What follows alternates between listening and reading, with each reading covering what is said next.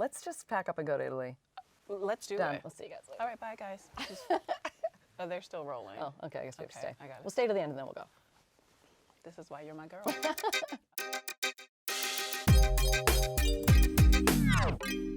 Welcome to Couch Surfing, the show where show-stopping guests look back at their big roles, their little roles, and everything in between. I'm here with Miriam Shor. Miriam!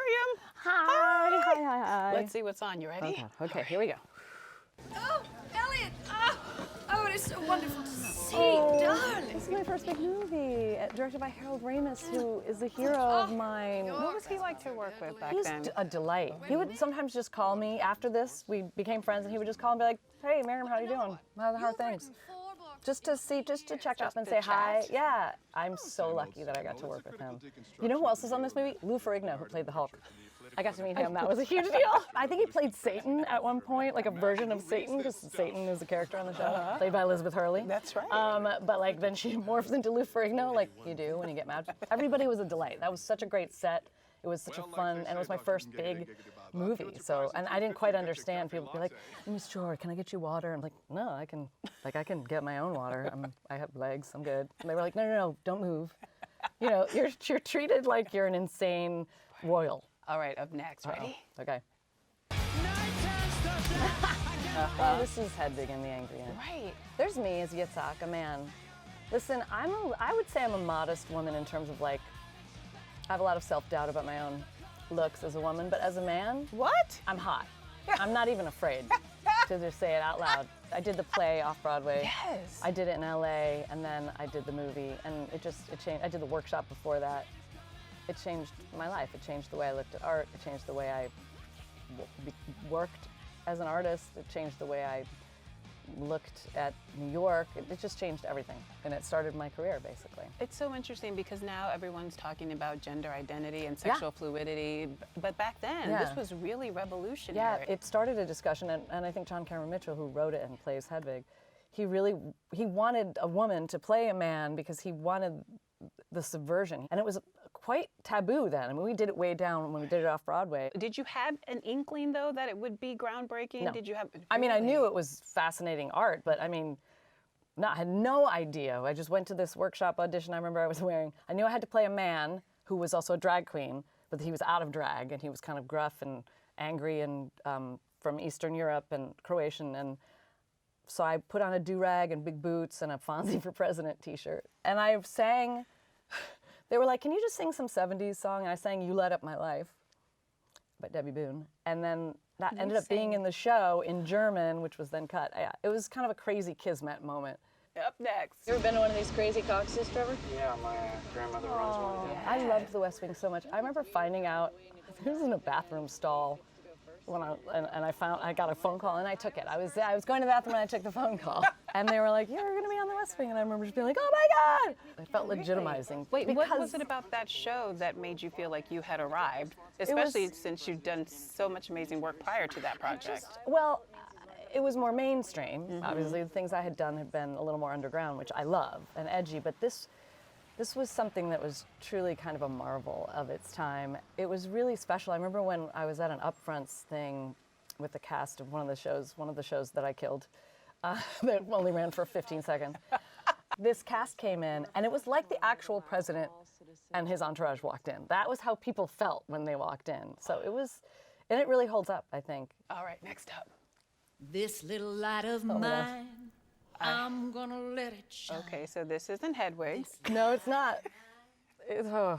This is GCB, which stood for all kinds of things.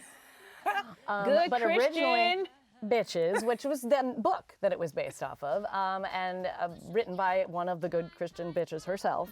I got to work with the great Kristen Chenoweth, who has become a good friend of mine. I knew of her, and I've seen her work, and we'd met many times through Because you theater. both have a theater background, right? But, you know, I'd never worked with her, and I was like, I don't know how we're gonna get along. I don't know what's she gonna be like to work with. It was the most delightful thing working with her. I loved it. I love her. She's one of the greatest people I've ever worked with, period. I loved this show. Yeah. I watched it faithfully. Gone too soon. Yeah. It was before its time. Right. I don't think it should have been network TV. I think we should have gotten a little downer and dirtier. Yes. It could have gone so many places. I was sad that show ended. Listen, nothing's ever over. This is the time of reboots. No, seriously, things can come back all the time. It's true. So it's true. I would love to revisit Cricket Kurth Riley, just to say her name. It's 3 names and they all have to be said same time.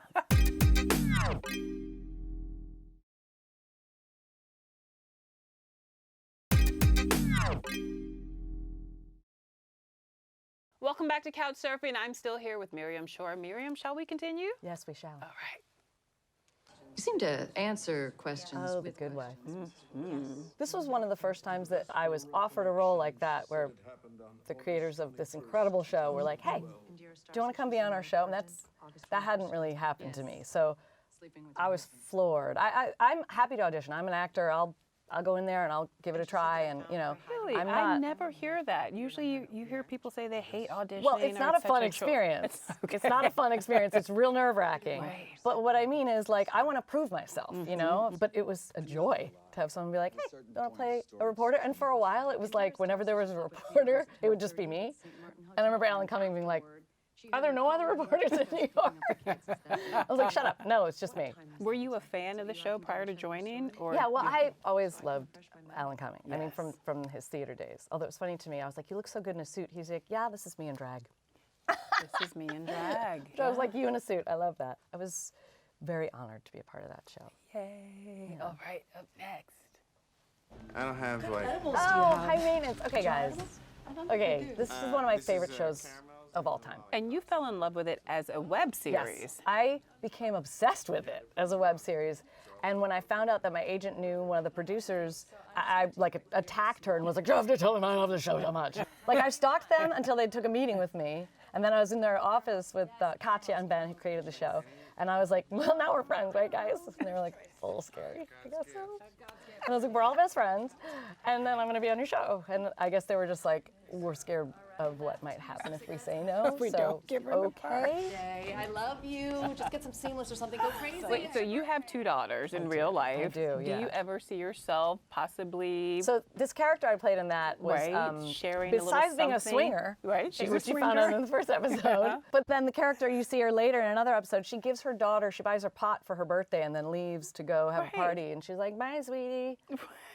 That isn't really, that's not how I parent. No, I was going to say. I would- mean, you would definitely be a cool mom, but not the most responsible. Anyone who calls themselves a cool mom, It's the immediately worst. not cool. I know. It's Immediately the worst. not It's cool. The worst. Like, that is. So I am a really cool mom. All right, next up. Okay. Let's get serious. Oh, What do you see? she's gonna be okay. I got to have some drawing lessons with the actual artist who wrote these, because that was not me. And she told me something interesting. I was like, "I don't know how you decide what you're gonna draw. Like, you just have this blank paper." And she's like, "Well, I just start sort of drawing with charcoal, and then I don't think about putting something on the paper. I think about Nothing else. drawing something out of the paper." And I was like, "Blech." But getting to work with Carrie Russell, who is so unbelievably talented on the show. And also that wig that she was wearing, we loved that wig so much. The character that she was playing, her name was Stephanie, so we called that wig Steph. Try to do it. Like wearing Steph. And it was brutal, some of the stuff we had to do. She murders me because I'm at death's door suffering by jamming a paintbrush down my throat until I choke on my own vomit. Yeah. So it's a comedy. No, but directly before we're shooting that scene, I'm like crying with laughter. It actually helped me to sort of not be in that world a bit. You know what I mean? You needed some levity. Yeah, so that I could just get right back into it and I wasn't exhausted from it. And Carrie is similar. Like, she would just snap right out of it and literally make me cry with laughter. And, coming at me with the paintbrush and be like, "I told you not to sass me." Like, and then action. I'm like, "Carrie, you can't, I do have some serious stuff to do here." That's a role I will forever feel lucky to have gotten to play. Yes. All right, up next. Good morning, ladies. It's your big day, Oh, Kelsey. Diana Trout. That's not a necklace. That's like a necklace built into my dress. She is the queen of the statement necklace. She's the queen of the statement necklace. Yes, that's right. She's not afraid of jewelry. I don't wear jewelry. I don't even wear a wedding ring. What? I mean, I'm wearing this. Someone gave me this, and I was like, I'll put it on. She's so no nonsense, so self-possessed, Yeah. so powerful, and so comfortable in wielding that power. When you play a character like that, especially over multiple seasons, does that seep into your own life personally? Like through osmosis, do you become sort of a it badass? does. Well, clearly.